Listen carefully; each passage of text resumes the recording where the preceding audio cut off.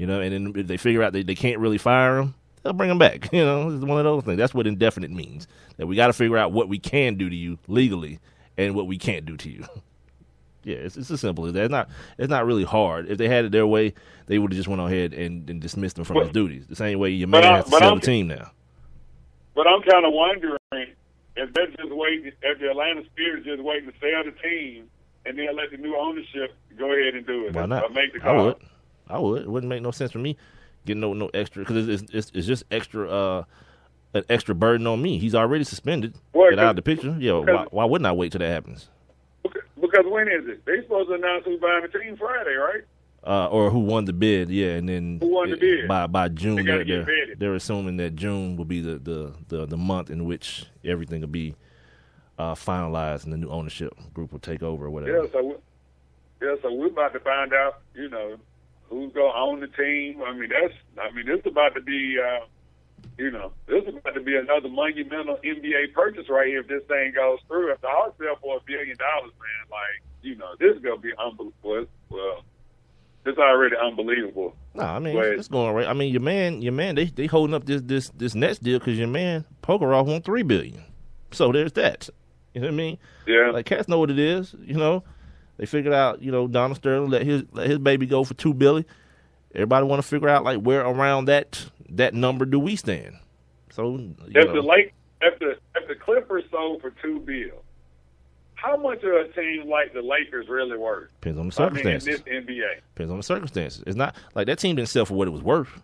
It sold for what he wanted to sell it for. I know, right, and I know that they had to sell the team, so he just made it as high as he could. I get that, but I'm just saying, but in this NBA, like, if with the Clippers selling for $2 billion, the Hawks are about to sell for $900 to $1 billion, or maybe a little more.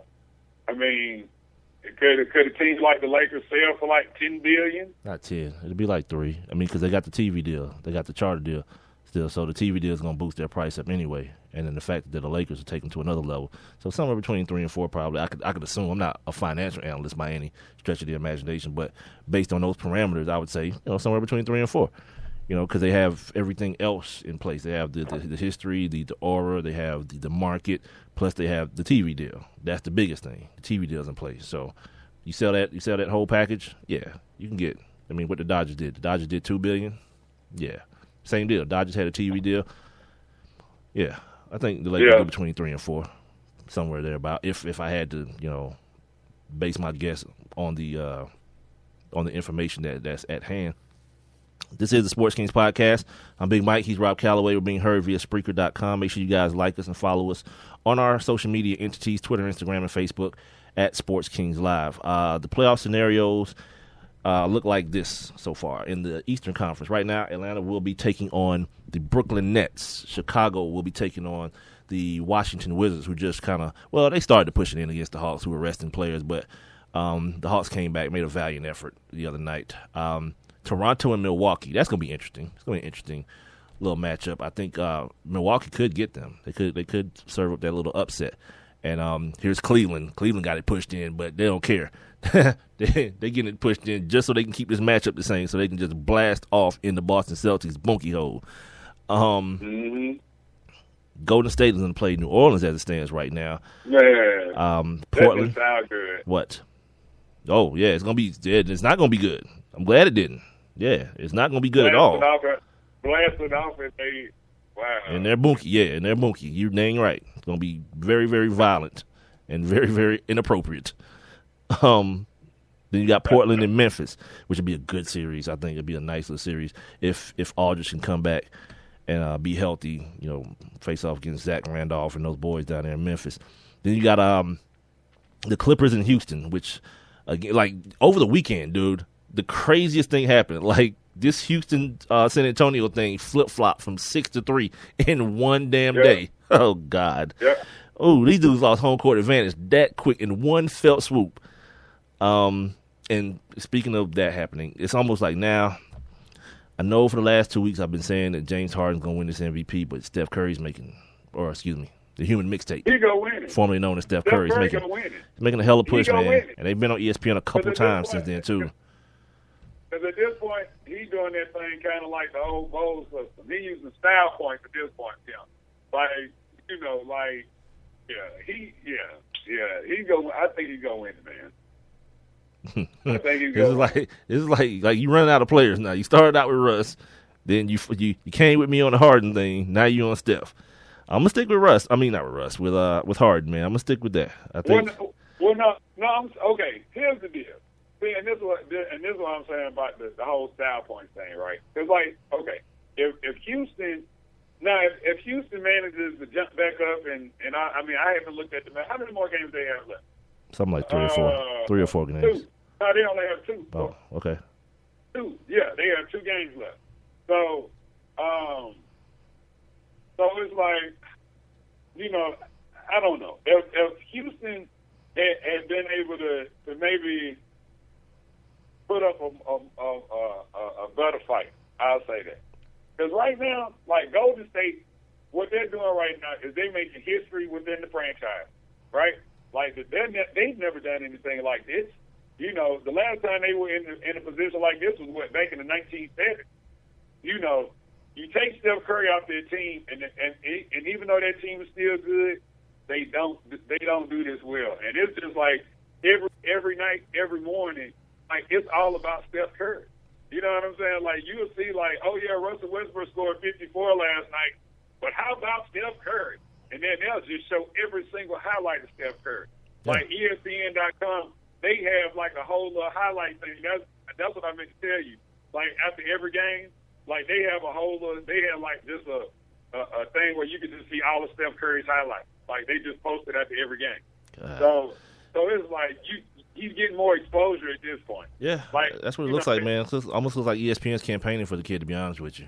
Like he's been on TV like every night, every ESPN basketball night. The second game seems to always kind of find its way to being the Golden State game.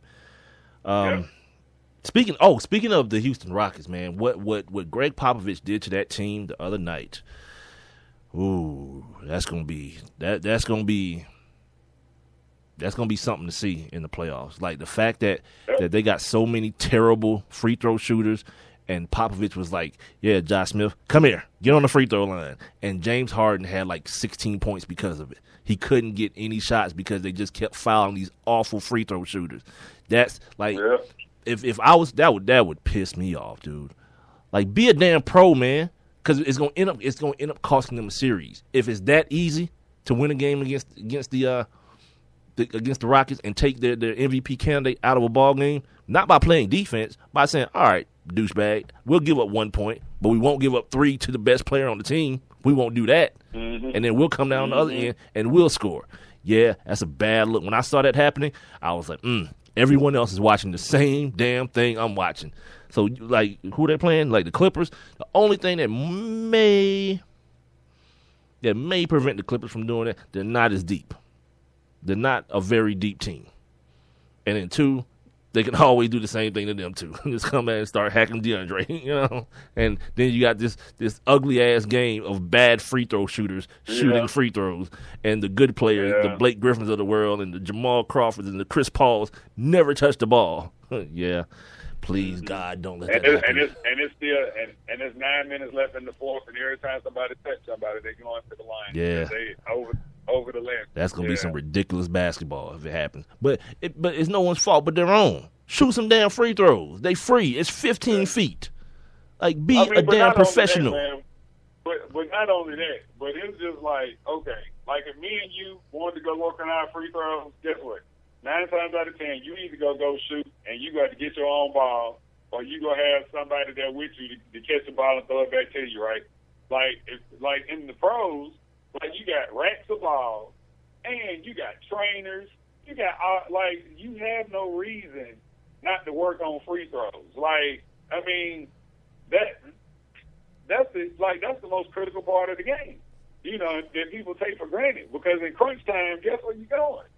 You're going to the free throw line. That's where most close games are decided, at the free throw line. I'm good on the whole thing. Speaking of San Antonio, they'll be taking on the Dallas Mavericks. Dirk and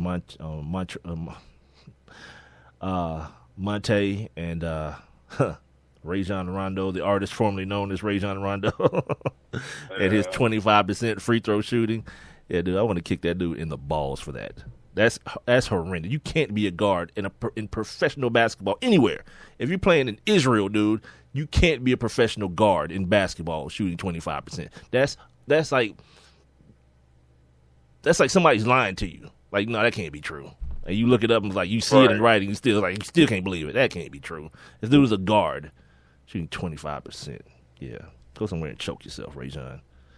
You got Robson right here arguing for you that you're one of the best point guards. You can't hit a damn free throw. Hey man, at the time you should be mad at this dude too for that. That's what I'm saying. I mean, it's like when your kid got you yelling at the teacher, and then you go up to the school and find out they did it for real. And then you go home and then you kick his ass. Exactly, same thing. But it was like with the whole, I mean, the whole Doc Rivers thing, and like to hear about it, like you heard, you always used to hear about Doc Rivers and Rajon going back and forth, right? I never seen it. I had never heard it. I mean, other than games, you see them have a little heated exchange.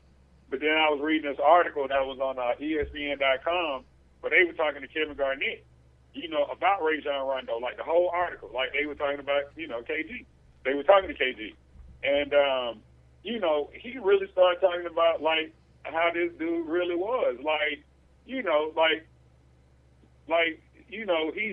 everything that you heard about him, he really was, except for KG was saying that that's just the fire inside of him, like he's not a bad person, it's just the fire inside of him. But it's like, dude, yeah. I mean, I admit it. No one cares what kind of person you are if you can ball. I keep saying that. Yeah, ball. I admitted to you a couple weeks ago that maybe I got a little overboard because he was playing with Hall of Fame. But we'll see next year when he ends up out there in LA. We'll see what happens. By the way, he's playing with a Hall of Famer right now. Oh, I wish I had like a breaking news sounder. This is outstanding. But I'm saying, I mean, we've already talked about that, and like I said, I don't like Rajon Rondo on this team, because it's like it's got to be either him or Monte, like just straight up. And I said, Monte needs the ball. Yeah, like that's how Monte get his shots. Like Monte don't need nobody to bring the ball up for him. You could have stopped that sentence after Rondo. You could have stopped that sentence at Rondo. I don't like Rajon Rondo. For me, you could have stopped the sentence right there on any team.